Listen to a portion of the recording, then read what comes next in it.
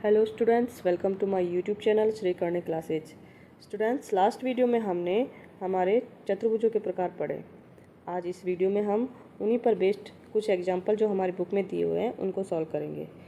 जो आपको हमारी स्क्रीन पर ये दिखाई दे रहा होगा एग्जाम्पल नंबर 3, एग्जाम्पल नंबर 1 और एग्जाम्पल नंबर 2 मैंने आपको एक्सरसाइज 3.2 से जस्ट पहले करवा दिए थे।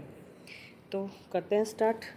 एग्जाम्पल नंबर 3 लिखा हुआ है कि समांतर चतुर्भुज PQRS। नीचे आपको ये जो फिगर दे रखा है ये PQRS एक समांतर चतुर्भुज है। इसका परिमाप निकालना है। परिमाप का मतलब होता है, परिमाप मतलब चारों तरफ से मापना। परि का मतलब चारों तरफ होता है, माप का मतलब मापना। तो अब हमको पता है कि समांतर चतुर्भुज के हमने लास्ट वीडियो में पढ़ा था कि समांतर चतुर्भुज का जो गुण है कि इसकी सम्मुख भुजाएं बराबर होती हैं। मतलब PQ 12 सेंटीमीटर है तो SR भी 12 सेंटीमीटर होगा। RQ 7 सेंटीमीटर है तो SP भी 7 सेंटीमीटर होगा। तो क्योंकि हमारे समांतर चतुर्भुज की जो सम्मुख भुजाएं वो बराबर होती है, तो इसी गुण को हम उपयोग में लेते हुए इस क्वेश्चन को हम सॉल्व करते हैं। तो चलिए करते हैं स्टार्ट। यहाँ पे हम लिखते हैं कि समांतर चतुर्भुज की हम जानते हैं कि समांतर चतुर्भुज की सम्मुख भुजाएं बराबर होती हैं। तो स्टार्ट करते हैं। लिखिए हल। चूँकि समांतर चतुर्भुज की सम्मुख भुजाएं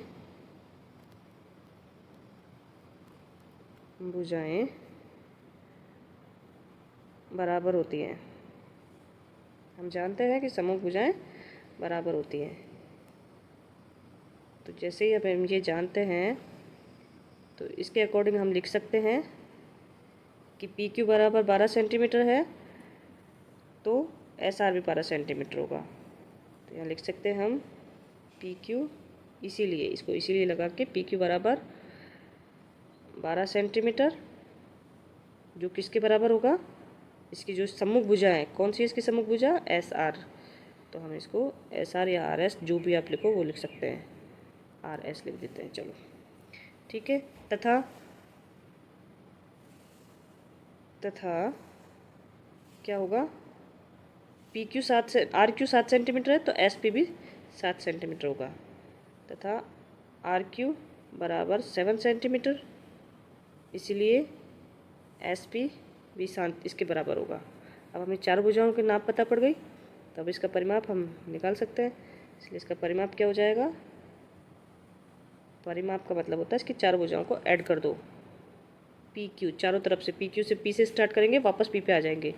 PQ प्लस इसके बाद में आ जाएगा QR plus RS plus SP।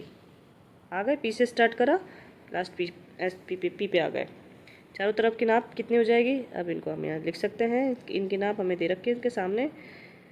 PQ कितना है हमारा, 12 सेंटीमीटर। तो यहाँ लिख सकते हैं हम 12 प्लस QR कितना है, QR मतलब वही RQ 7 प्लस RS कितना है, वही 12 सेंटीमीटर तो 12 प्लस SQ कितना है, SP हमारा कितना है 7 सेंटीमीटर।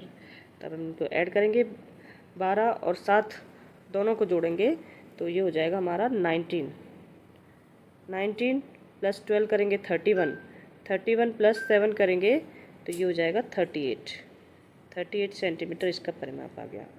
तो हमारा जो क्वेश्चन दे रखा था कि समांतर चतुर्भुज का परिमाप निकालिए, जो आकृति दी गई है, तो इसका परिमाप कितना है हमारे 38 सेंटीमीटर। तो अब चलते हैं हम हमारे नेक्स्ट एग्जाम्पल की तरफ। नेक्स्ट स्लाइड, ये देखिए हमारा एग्जाम्पल नंबर 4 है। आकृति 3.20 में BEST एक समांतर चतुर्भुज है। मतलब हमें ये हमारी जो नीचे आपको आकृति दे रखी है ये हमारी बुक में दी हुई है इसी तरीके से। इसका नाम है BEST और ये एक समांतर चतुर्भुज है। इसमें दे दिया है हमारे क्वेश्चन में। अब ये दे दिया है तो X Y Z का मान हमें निकालना है। X जो एंगल है, Y जो एंगल है, Z जो एंगल है। अब हमें वही समांतर चतुर्भुजों के गुणों का यहाँ पे प्रयोग करना है। तो अब समांतर चतुर्भुजों के गुण हमें पता है। अब यहाँ पे एंगल निकालने तो एंगलों वाला गुण निकालेंगे। लास्ट वीडियो में, अगर आपने लास्ट वीडियो नहीं देखा तो प्लीज़ आप लास्ट वीडियो जाकर देखें। उसमें मैंने आपको बताया है कि समांतर चतुर्भुज के सम्मुख कोण बराबर होते हैं और दूसरा इसका गुण है कि समांतर चतुर्भुज के आसन कोण संपूरक होते हैं। मतलब कि इन दोनों आसन कोणों का योग कितना होता है, 180 डिग्री। तो ये दोनों गुण हम यहाँ पे यूज करेंगे। तो सबसे पहले तो यहाँ पे लिखते हैं हम कि जो हमारी हम जानते हैं, पहले इसको लिखते हैं यहाँ पे, क्योंकि समांतर चतुर्भुज के सम्मुख कोण, समांतर चतुर्भुज, ये चतुर्भुज के सम्मुख कोण बराबर होता है। सम्मुख का मतलब सामने के कोण, एक दूसरे के सामने। सम्मुख कोण बराबर होते हैं। ये हमने लास्ट वीडियो में पढ़ा, ये गुण समांतर चतुर्भुज का। तो इस गुण का अब हम यहाँ पे प्रयोग करेंगे कि इसके सम्मुख कोण बराबर होते हैं। तो अगर सम्मुख कोण बराबर होते हैं तो बी के सामने वाला कोण कौन सा है? एक्स, वही एस वाला जिसको हमने एक्स नाम दे रखा है। तो एक्स के बराबर हो जाएगा। तो बी 100 डिग्री है तो एक्स भी कितना हो जाएगा? 100 डिग्री। तो हम यहाँ लिख सकते हैं एंगल बी बराबर एंगल एस लिख दो, या फिर इसको एक्स भी लिख सकते हो, या हम एक्स लिख देते ताकि हमारे थोड़ा इजी हो जाएगा। इसको एंगल एक्स लिख सकते हैं। एंगल एक्स जो कितनी डिग्री होगा? 100 डिग्री। ठीक है, तो हमें एक्स की वैल्यू पता पड़ गई। अब एक्स की वैल्यू पता पड़ गई, अब हमें जेड की निकालनी है। अब इसका दूसरा गुण हमें निकालते हैं। इसका दूसरा गुण क्या है हमारा? कि इसका दूसरा गुण कहते हैं कि इसका आसन्न कोण संपूरक होता है। समांतर चतुर्भुज के आसन्न कोण संपूरक होता है। तो हम इसको यहाँ लिख सकते हैं। अभी हमें दूसरा गुण का प्रयोग करना है, चूँकि समांतर चतुर्भुज के आसन्न कोण, आसन्न का मतलब पास पास के कोण संपूरक होते हैं। पूरक होते हैं, ये हमें पता है। इसका दूसरा गुण है। तो अब इस गुण का उपयोग करके हम शायद जेड की वैल्यू निकाल लेंगे। ये देखो जेड लिखा है। हाँ, एंगल बी का आसन्न कौन सा है? एंगल ई, जो कि जेड है, अंदर की तरफ वाला। तो angle B plus angle Z कितने हो जाएंगे? 180। तो एंगल बी की वैल्यू हमें दे रखी है, तो एंगल जेड की निकाल सकते हैं। तो हम यहाँ लिख सकते हैं angle B plus angle Z is equal to 180 degree. संपूरक का मतलब 180 डिग्री होता है दोनों का ऐड। तो बी का वैल्यू कितनी दे रखी है हमें? 100 डिग्री। और जेड की हमें पता नहीं है, तो जेड हम निकालेंगे यहाँ पे। तो जेड को ऐसे ही रहने देते हैं, यहाँ पे 180 डिग्री। अब वही यहाँ पे हम क्या करेंगे? इसका पक्षांतरण कर देंगे दूसरी साइड। तो जो 100 डिग्री आपके सामने यहाँ प्लस में दे रखी है, तो दूसरी साइड जाके ये माइनस में हो जाएगा। तो यहाँ लिख सकते हैं हम Z is equal to 180 degree minus 100 degree. तो ये कितना हो जाएगा? 80 डिग्री। तो जेड की वैल्यू कितनी आ गई? 80। अब आपको एक्स की और जेड की पता चल गई। Z is equal to 80 degree. अब बचा हमारा वाई को निकालते हैं। वाई को आपने पिछली क्लास में आपने पढ़ा होगा रैखिक युग्म। रैखिक युग्म का मतलब होता है एक ही रेखा पर बने कोण। देखो रैखिक युग्म के बारे में समझाते हैं, तब हमें वाई की वैल्यू निकलेगी। जैसे ये एक रेखा है, इस पर ये एक सीधी एंगल बन रहा है, कोई ये वाला एंगल और ये वाला एंगल, ये दोनों रैखिक युग्म कहलाएंगे। इसका मतलब होता है रैखिक युग्म का मतलब कि एक ही रेखा पर दो बने जो कोण होते हैं वो 180 डिग्री के होते हैं। अब जब हमें इसी यहाँ पे देखो, इस क्वेश्चन को देखते हैं। इस चित्र में आपको दिखाई दे रहा होगा कि ये जो जेड, ये वाला जो जेड है, ये जेड और ये वाई, ये दोनों इस रेखा पर, ये जो एक रेखा है सीधी वाली, देखो ये जो सीधी रेखा निकल रही है, इस रेखा पर रैखिक युग्म बना रहा है। ये हमारा निकल के आया था 80 डिग्री, है ना। तो वाई का मतलब क्या हो जाएगा? तो जेड प्लस वाई बराबर 180, क्योंकि ये रैखिक युग्म है। रैखिक युग्म का मतलब ये होता है कि जो जितने भी कोण होते हैं ना, ये जो एक ही रेखा पर बने कोण हैं, वो कितने 180 डिग्री के होते हैं।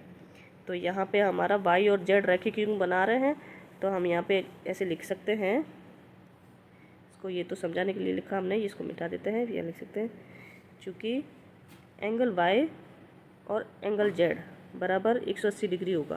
क्यों होगा? इसको हम ब्रैकेट में लिख सकते हैं कि दोनों रैखिक युग्म बनाते हैं, दोनों रैखिक युग्म है, रैखिक युग्म है, रैखिक युग्म है। रैखिक युग्म का मतलब है एक रेखा पर बने कोण हैं जो 180 डिग्री होता है जिनका मान। ठीक है, तो अब यहाँ हम y की वैल्यू हमें, z की वैल्यू हमें हमारे सामने ये वाली देखो, ये सामने आपके देखिए 180 डिग्री आ रखी है, तो y की निकाल लेंगे। तो y की कैसे निकालेंगे, यहाँ पे लिख सकते हैं एक बार। y की एंगल y हमें निकालना है, इसको ऐसे कैसे रहने, तो ये हमारा 80 डिग्री है, हमने अभी जस्ट ऊपर निकाला, ये 180 डिग्री यहाँ पे यूँ की हो। अब y की निकालनी है, y को इधर रहने देते हैं, 80 को इधर ले जाते हैं, ले जाएं इसको इधर, तो इसको इधर लेके जाएंगे तो हम यहाँ लिख सकते हैं y is equal to 180 minus 80। ठीक है, 180 माइनस 80 करेंगे तो कितना बचेगा, 100। तो y की वैल्यू कितनी आ गई हमारी, 100। तो y इज इक्वल टू 100। तो हमें तीनों एंगल हमें पता पड़ गए, कौन कौन से, angle x 100 degree, angle z 180, angle z हमारा कितना आया 80 डिग्री, और y कितना आया 100 डिग्री।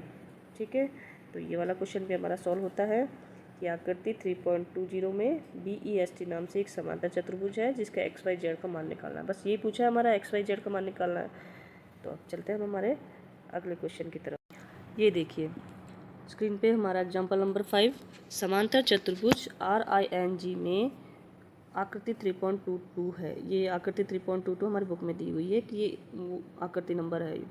यदि इसमें ये जो M एंगल R, मतलब एंगल R दे रखा है हमारा 70 डिग्री, वो तो दूसरे सभी कोण निकालिए। अब ये समांतर चतुर्भुज है, एंगल वाला हमें दे रखा है, एंगल से एंगल ही निकालना है, तो हमें एंगल वाला गुण इसमें यूज करना है।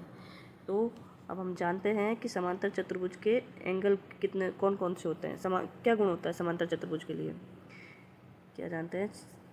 चूँकि समांतर चतुर्भुज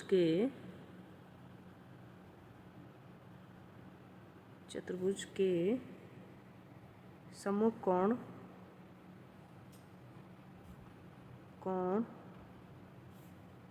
बराबर होते हैं। अब सम्मुख कोण बराबर होते हैं तो R के सामने कौन सा कोण है, N, तो N कितने डिग्री का हो जाएगा, वही 70 डिग्री का, R के बराबर हो जाएगा। तो हम यहाँ लिख सकते हैं एंगल, इसीलिए एंगल R बराबर एंगल N हो जाएगा 70 डिग्री।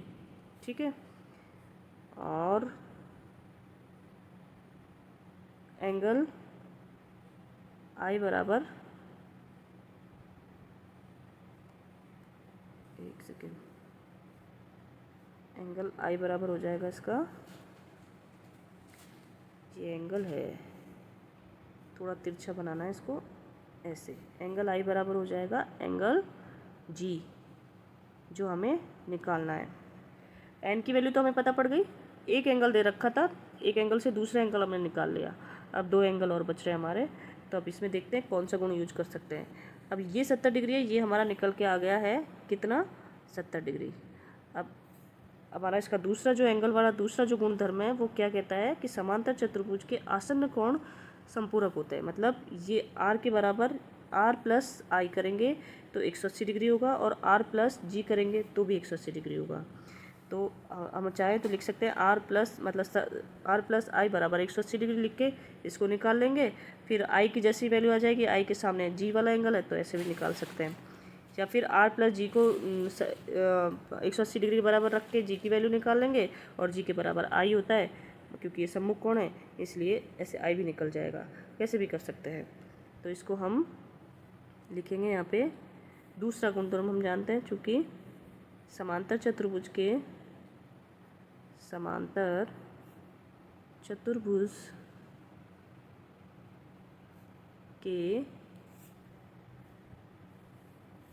आसन्न कोण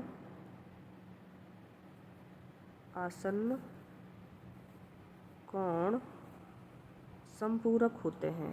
संपूरक का मतलब दोनों का योग कितना होता है, 180 डिग्री होते हैं। अब संपूरक होते हैं तो angle R plus angle G निकाल लेते हैं हम, एंगल G बराबर 180 डिग्री हो जाएगा। या फिर आप चाहो तो क्या लिख सकते हो, एक मिनट, यहाँ पे हम या angle R plus angle I क्योंकि आई और जी दोनों ही आर के आसन्न कोण है। तो कितना हो जाएगा 180 डिग्री। चाहो तो आप इसको यूज कर लो, चाहे इसको यूज कर लो, दोनों को भी यूज कर सकते हो, दोनों से सेम आंसर आएगा। तो हम इसको यूज करते हैं, यहाँ लिखते हैं आर प्लस जी बराबर 180 डिग्री है। तो एंगल आर कितना दे रखा है हमारा, एंगल आर दे रखा है हमारा, नीचे वाले को इसको यूज करके देखते हैं, इसको यूज करते हैं। तो एंगल आर दे रखा है हमारा 70 डिग्री प्लस आई हमें निकालना है बराबर 180 डिग्री। ठीक, अब यहाँ पे वही पक्षांतरण वाला नियम निकाल लेते हैं। इसको थोड़ा ऊपर करके पक्षांतरण वाला नियम लगा देते हैं। यहाँ पे आई की वैल्यू आ जाएगी 180 माइनस 70 डिग्री, तो कितने आ जाएंगे 110 डिग्री आई की वैल्यू आ गई। अब आई की वैल्यू 110 आई है, तो आई के सम्मुख कोण कौन सा है इसमें हमारे क्वेश्चन में, आई का सम्मुख कोण है जी। देखो ये आई के बराबर है, आई का जो सम्मुख कोण है वो है जी। तो आई की वैल्यू आई है 110, तो जी की वैल्यू भी 110 आएगी। ऐसे भी क्योंकि ये सम्मुख कोण है, सम्मुख कोण बराबर होते हैं जी, सामने आपको देखो लिख रहा है कि समांतर चतुर्भुज के सम्मुख कोण बराबर होता है। तो आई की वैल्यू 110 आई है, तो जी की वैल्यू भी 110 होगी। चाहे तो ऐसे निकाल लो, चाहे जो हमने जो नीचे लिखा है ये इस तरीके से, जो नीचे ये आर प्लस जी बराबर 180 है, तो ऐसे भी निकाल सकते हैं। 70 प्लस जी बराबर 180, तो वही 70 को उधर ले जाएंगे तो भी 110 आएगा। तो हम यहाँ लिख सकते हैं, एक सेकेंड हो गया, यहाँ हम लिखेंगे कि अब हमने यहाँ पे लिखा हुआ है कि जी और सिंस एंगल आई बराबर एंगल जी है, क्योंकि ये सम्मुख कोण है, तो इसीलिए जी की वैल्यू भी 110 डिग्री आ गई। तो हमें चारों कोण पता चल गया। आई और जी की वैल्यू है 110, आर और एन की वैल्यू है 70 डिग्री। ठीक है, अब चलते हैं हमारे नेक्स्ट एग्जाम्पल की तरफ। एग्जाम्पल नंबर 6, ये देखिए एग्जाम्पल नंबर 6 में हमारे लिखा है आकृति 3.25 में HELP एक समांतर चतुर्भुज है, और इसमें ये दे रखा है, इसकी लंबाई जो भी दे रखी है वो सेंटीमीटर में दे रखी है कि OE ये वाला, ये देखो OE ये वाला कितने डिग्री है, कितने सेंटीमीटर है, 4 सेंटीमीटर। ठीक है, और HL जो HL ये जो पूरा विकर्ण है, H यहाँ से और यहाँ तक का ये जो पूरा विकर्ण है वो PE से, मतलब इससे और इससे कितने हैं, 5 अधिक है। अब हमें इसका उपयोग करके, जो दे रखा है उसका उपयोग करके हमें OH की वैल्यू निकालनी है, मतलब ये वाली वैल्यू निकालनी है हमें। तो अब हम देखो, हमने इसका जो एक गुणधर्म है कि समांतर चतुर्भुज के जो भी विकर्ण होते हैं वो एक दूसरे को समद्विभाजित करते हैं। मतलब कि PE ने अगर PE HL को काटेगा तो बराबर भागों में बांटेगा, मतलब OH की लंबाई OL के बराबर होगी, और HL काटेगा PE को, तो PE को 2 बराबर भागों में काटेगा, मतलब OE की लंबाई किसके बराबर हो जाएगी, OP के बराबर। तो हमको OE की लंबाई 4 सेंटीमीटर दे रखी है, तो OP की लंबाई कितनी हो जाएगी, 4 सेंटीमीटर, क्योंकि ये समद्विभाजित कटा हुआ है ना। तो हम यहाँ लिख सकते हैं कि समांतर चतुर्भुज के विकर्ण एक दूसरे को समद्विभाजित करते हैं। समांतर चतुर्भुज के विकर्ण एक दूसरे को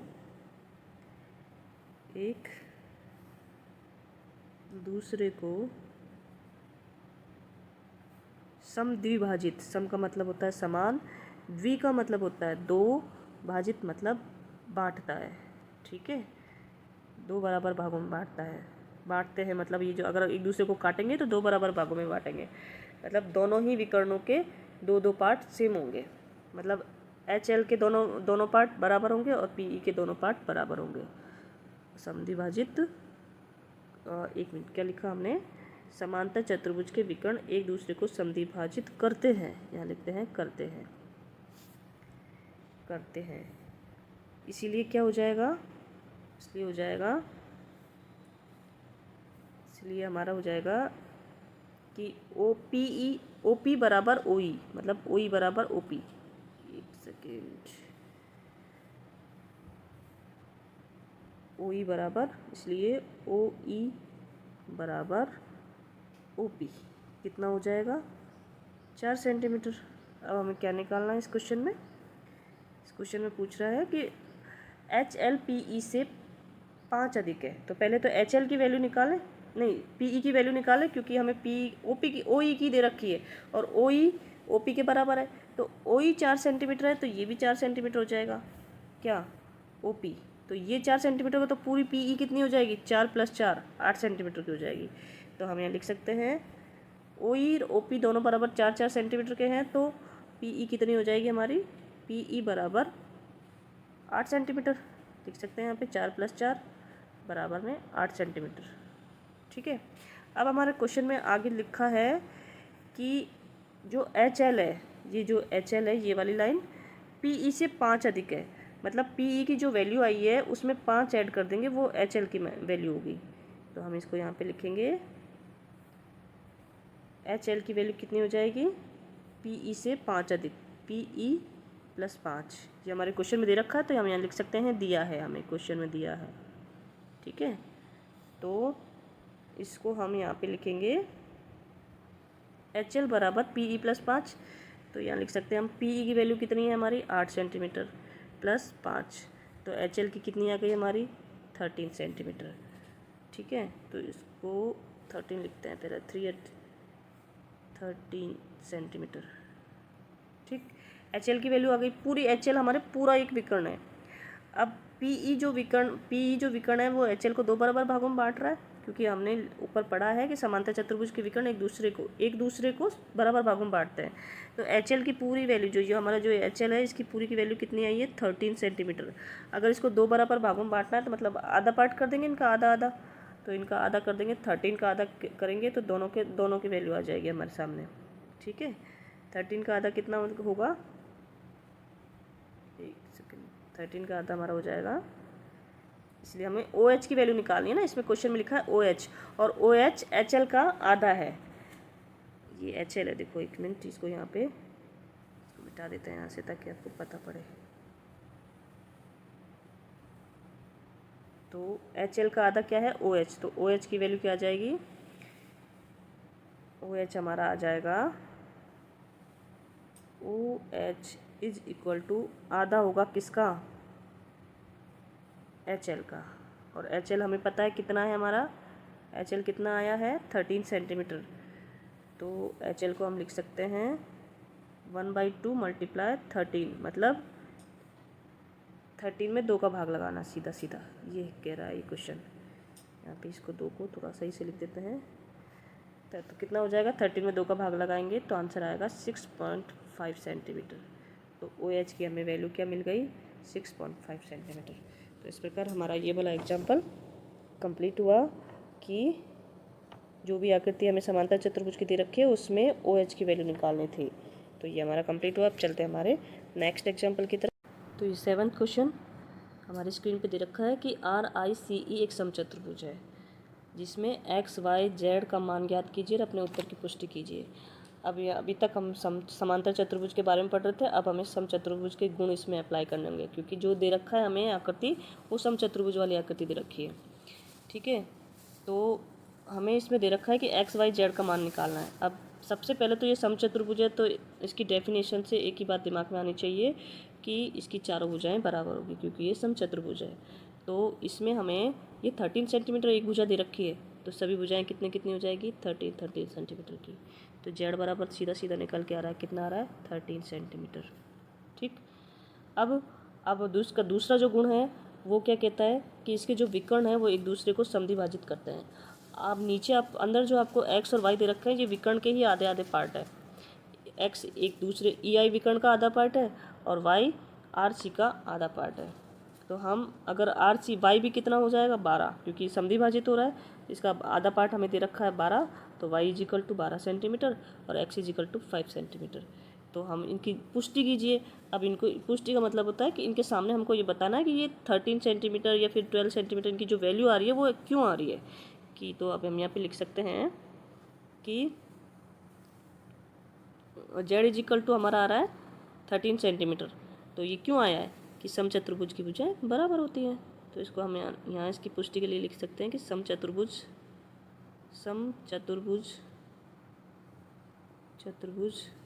की सभी भुजाएं सभी भुजाएं बराबर होती हैं, बराबर होती है। ठीक है, अब x बराबर और y बराबर हमें पता पड़ रहा है किस कौन से वाले विकर्ण इसके समद्विभाजित करते हैं, विकर्ण एक दूसरे को समद्विभाजित करते हैं। तो हम यहाँ लिख सकते हैं x बराबर कितना आएगा 5 सेंटीमीटर। दोनों में एक ही गुण लग रहा है इसलिए दोनों को मैं एक साथ लिख देती हूँ। x बराबर 5 सेंटीमीटर आ जाएगा और y बराबर आ जाएगा 12 सेंटीमीटर। 12 सेंटीमीटर, इसको मिटाते हैं, यहाँ पे 12 लिखते हैं, 12 सेंटीमीटर। ठीक है, सेंटीमीटर या कोई भी जो भी इकाई, यहाँ पे इकाई नहीं दे रखी तो हम इकाई नहीं, 12 आ जाएगा। ठीक, तो अब इसकी पुष्टि के लिए हम इसके आगे क्या लिखेंगे कि विकर्ण एक दूसरे को समद्विभाजित करते हैं। तो हम यहाँ लिख सकते हैं विकर्ण समद्विभाजित करते हैं। इसकी पुष्टि के लिए ये जो x और y की जो वैल्यू आई है इसकी पुष्टि के लिए हम यहाँ लिखेंगे विकर्ण समद्विभाजित करते हैं, मतलब विकर्ण एक दूसरे को समान दो बराबर भागों में बांटते हैं, इसीलिए हम यहाँ पे हमने लिखा विकर्ण समद्विभाजित करते हैं। ठीक, ये हमारा 7th एग्जाम्पल कंप्लीट हुआ। कि 7th एग्जाम्पल में हमारा जो लिखा था कि एक सेकंड इसको सही कर देते हैं। 7th एग्जाम्पल समद्विभाजित या द्विभाजित है यहाँ पे। 7th एग्जाम्पल में हमारा था कि RICE एक समचतुर्भुज है जिसमें XYZ के मान ज्ञात कीजिए और अपने उत्तर की पुष्टि ज्ञात कीजिए। तो ये क्वेश्चन हमारा सॉल्व हुआ। अब चलते हैं हमारे अगले एग्जाम्पल की तरफ। अगला एग्जाम्पल हमारा है RENT एक आयत है जिसमें विकर्ण एक दूसरे को ऊपर प्रतिच्छेदित कर रहा है। ये हमारे सामने एक आयत दे रखी है, इसमें दो विकर्ण दे रखे हैं और विकर्ण एक दूसरे को कौन से बिंदु पर काट रहे हैं, प्रतिच्छेदित का मतलब होता है काटना, तो O बिंदु पर काट रहे हैं। x का मान ज्ञात कीजिए, हमें x का मान ज्ञात करना है यदि OR की वैल्यू दे रखी है 2x + 4, ठीक है, और OT की वैल्यू दे रखी है 3x + 5, ठीक है। अब इसके लिए हमें पता है कि हमारी जो आयत है OT है, OT का आधा क्या है, OT किसका आधा है, ET का, TE या ET का आधा है, और जो OR है वो किसका आधा है, RN का आधा है। अब हमें पता है कि आयत के दोनों विकर्ण लंबाई में बराबर होते हैं, दोनों विकर्ण लंबाई में बराबर होते हैं, तो इनके और ये दोनों एक दूसरे को समद्विभाजित भी करते हैं। तो अगर ये विकर्ण बराबर हैं तो जो इनके जो आधे आधे पार्ट है वो भी बराबर हो जाएंगे। तो हम यहाँ पे लिख सकते हैं कि 3x + 1 = 2x + 4। तो अब यहाँ पे जो ये x दे रखा है अननोन वैल्यू, इस x की वैल्यू हमें निकालनी है। इस क्वेश्चन के अकॉर्डिंग क्वेश्चन हमारा ये कह रहा है। तो हम यहाँ पे लिखेंगे कि क्या लिखेंगे कि जो TE है, OT है, वो किसका आधा है, OT TE का आधा है, TE का आधा है, ठीक। और OR किसका आधा है, OR RN का आधा है, RN का आधा है, ठीक। अब इसमें हम लिख सकते हैं कि OT TE और RN बराबर है क्योंकि आयत के विकर्ण बराबर होते हैं। ये हमने आयत के उसमें पढ़ा था, TE बराबर होता है RN के, तब TE और RN दोनों बराबर है तो इनका आधा आधा पार्ट भी बराबर होगा, इसीलिए OT बराबर OR, ठीक, ये दोनों बराबर हो जाएंगे। तब OT की वैल्यू क्या दे रखी है हमें, 3x + 1, और OR की वैल्यू क्या दे रखी है, 2x + 4। तो हम यहाँ पे इसको लिख सकते हैं, यहाँ पे हम इसको लिखेंगे OT = हमारा है 1 मिनट देख लेते हैं, 3x + 1, OT = क्या है, 3x + 1, 3x + 1 = OR की वैल्यू है हमारी 2x + 4, ठीक है। ये देखो इधर दिख रहा है ये OR की, और इसकी और क्वेश्चन में भी दे रखा है, ठीक है ना। तो इसको हम आगे बढ़ाते हैं। अब इसमें तो सीधा सीधा ये एक समीकरण बन गया, ये इक्वेशन हमारे सामने आ गई है, ओनली सिर्फ x की वैल्यू निकालनी है। तो हम क्या करेंगे, x वाली वैल्यू एक तरफ कर लेंगे और जो कांस्टेंट है उसको एक तरफ कर लेंगे। तो 3x, इस 2x को उठा के इधर लाएंगे तो -2x हो जाएंगे क्योंकि ये इधर प्लस में है, बराबर ये 4 यहाँ पे ऐसे की ऐसे रहेगा और इस 1 को यहाँ उठा के ले जाएंगे तो ये माइनस में हो जाएगा, क्योंकि 1 इधर प्लस में हो रहा है। एक मिनट इसको थोड़ा सही से 1 लिख देते हैं, 1 हो रहा है, ठीक है। अब इसको हम आगे बढ़ाते हैं। एक मिनट, ये थोड़ा यहाँ गलत हो गया। हाँ, 3x माइनस 2x कितना हो जाएगा, x, ओनली x बचेगा, क्योंकि 3 में से 2 जाएंगे तो 1 ओनली x बचता है, बराबर 4 माइनस 1 करेंगे तो कितना आ जाएगा, 3।